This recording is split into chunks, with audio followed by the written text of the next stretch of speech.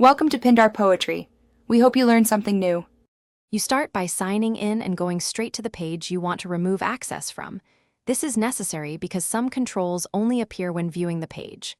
Once there, click Settings or Page Settings in the left column to open Management options. Make sure you are an admin.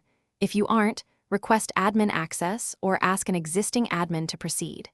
If you might lose access, alert another admin now so you can complete removal without getting locked out. Next, choose Page Roles inside Settings to see everyone with permissions and any connected apps. Once you see the account or app to remove, check whether it's an admin, editor, or other role because removal affects capabilities differently. Click Edit beside that entry and then Remove. Facebook will ask you to confirm, accept, and, if required, enter your password to verify the change. After removal, refresh the page to ensure the role is gone and test critical actions to confirm.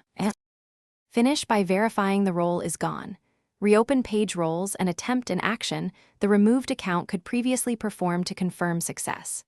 If removal fails, make sure two-factor authentication or pending admin approvals aren't blocking changes. Sometimes Facebook requires additional confirmations.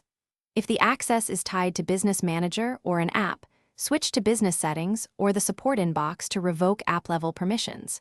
If problems persist, remove the app from your Facebook settings or contact support through the Help Center for escalation.